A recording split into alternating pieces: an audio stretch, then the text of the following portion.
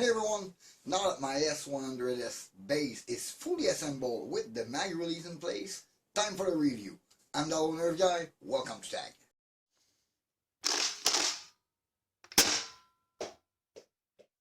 This Baize blaster is the latest ZWQ blaster. It's a bolt prime, very large plunger tube, sniper blaster, very accurate, very powerful. It will give you 180 plus FPS depending on the spring. The weakest one gives me about 180 FPS with I think it's an 8-round magazine for this thing, plus there is a slide lock to prevent dry fire.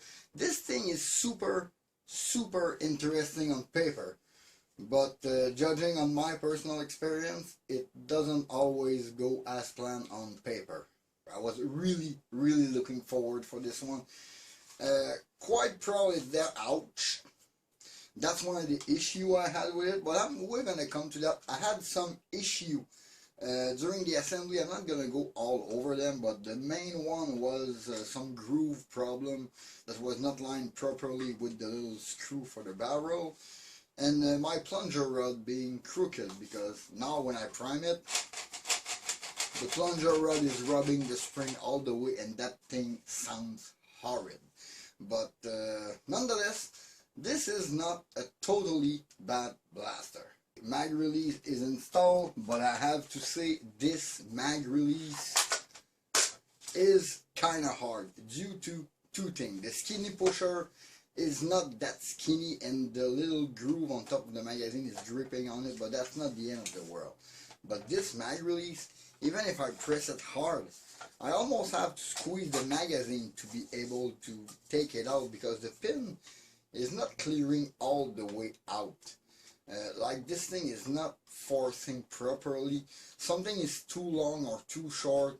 It is still catching on it when you put it in and when you press it. Maybe if you press it like that very hard, when you remove it, it's smooth, but that's the only way I had to smoothly remove that magazine, because that magazine is well thought of, except one little detail, because they integrated the mechanism for the slide catch inside of the follower of the magazine, but the material, it's the exact same kind of material as the original S200 magazine, which were not that good. And that plate, which is very well thought of, it's a maintenance plate where you could even change the spring of your magazine if it gets rusted or broken or bent, or you can clean the interior of your magazine. But this plate is not holding. Every time I remove the magazine, this thing want to go off, and sometimes go off, the spring fly out. Not very amusing. Then manipulating it, saw it at first, the bottom of this grip is alarmingly sharp. I mean, this thing is hurting. I'm pretty sure there is a cap that is supposed to go under there, but that was nowhere to be found. When I was done with the blaster, I had no more parts left other than a few screws inside of the bags. Nothing more in plastic to put on this blaster. So basically, those two corners, or those four corners on each side, are quite dangerous and quite sharp. And those corners on the side of the handle, they're not quite in the angle of the trigger guard, which kind of dig in your middle finger when you hold the blaster. There is also the fact that they put a quick barrel change system, and it is completely impossible to change your barrel if you put that thing on it. You will have to split the shell, rendering this piece completely useless inside of it. Plus, the groove on the barrel is not in the right position, meaning you will just scratch the surface of your barrel with the holding screw. This is not idealistic for a blaster like that, which is supposed to have a quick barrel change. And there is like no access for the spring at the rear, meaning, or in the middle or wherever, meaning you're gonna have to split the shell in half, at least in the rear portion of it, to access the spring and dash or change it. This stock, very amazing. This is pretty much my nicest surprise on the whole blaster. This stock is adjustable by the millimeter. It is quite stable, not very rattly, and this thing is thick rubber. This is way more comfortable than a lot of other stock on other blaster. I know review started a little bad, but there are some good points, like the stock, as you could see.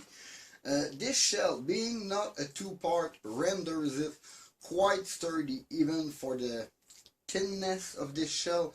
I was quite surprised by the almost the absence of thickness of this shell, plus the unfinished edge and sharp edge. I would need to go and scratch everywhere with a knife to remove molding excess pretty much everywhere, and it is not quite properly aligned everywhere.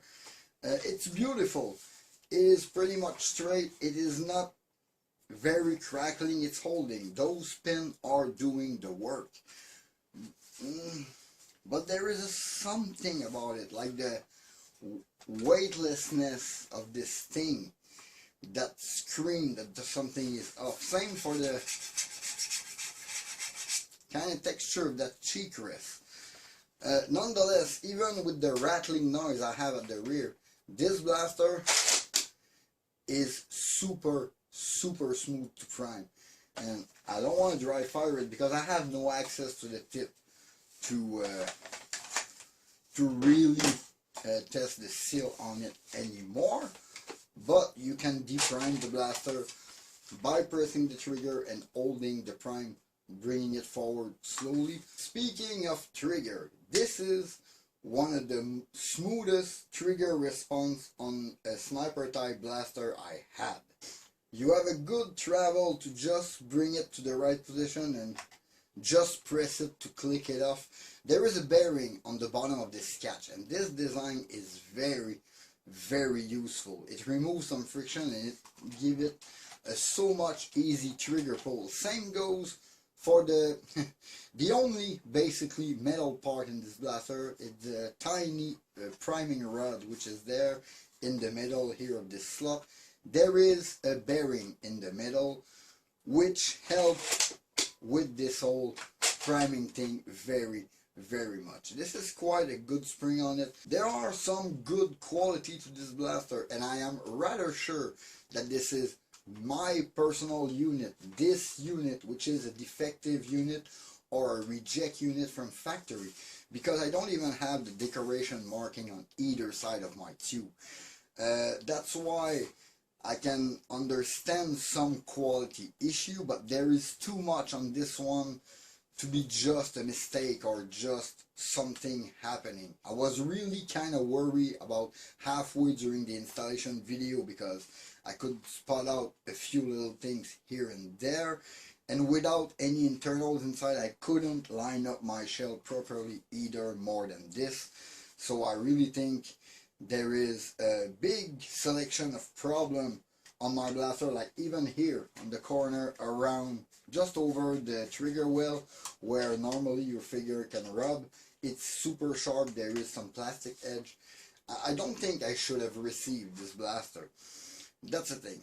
Nonetheless, let's go try this thing on the chronograph. I'm not sure I'm going to do a fire test because shooting this thing inside at 30 feet is pretty pointless. This is a 50, 80, 100 feet blaster. This is a long, accurate blaster. Indoor shooting for this is mostly pointless, but we're going to go for a good chronograph test and then a final word on this Baize blaster. So for the Bamboo 2.0.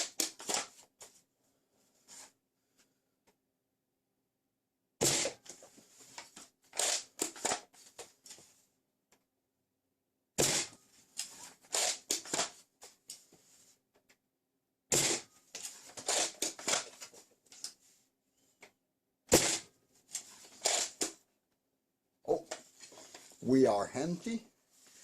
208, 200, yeah, okay. I expect a little lower with the ghost dart, maybe around 180. That was what I had with the worker gentry. I'm gonna shoot a couple into this. That should be good.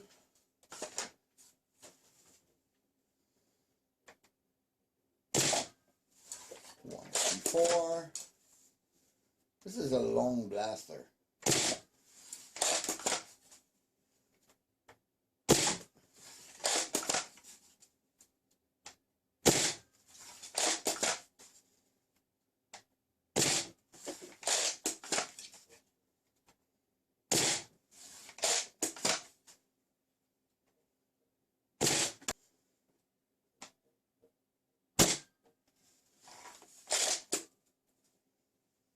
And we are empty. Okay, let me check that out. So 189 average with both kind of dart, but pretty much 180 average, I would say, with only regular worker or those ghost dart. Pretty regular blaster, functioning well. As I was saying, performance are pretty regular on this thing. This is not a bad blaster in itself. I am sure that if I had received the right version, the proper version of this thing, to promote it to you, to show it to you, my experience would have been a lot different. But with all the issue I had during my assembly, all the issue I have while operating it, like the plunger rod being crooked, rubbing the spring, making noise, the mag well, very hard to press, the magazine, which is basically not screwed on. It's very easy. Put a screw part somewhere so the cap will not fall off.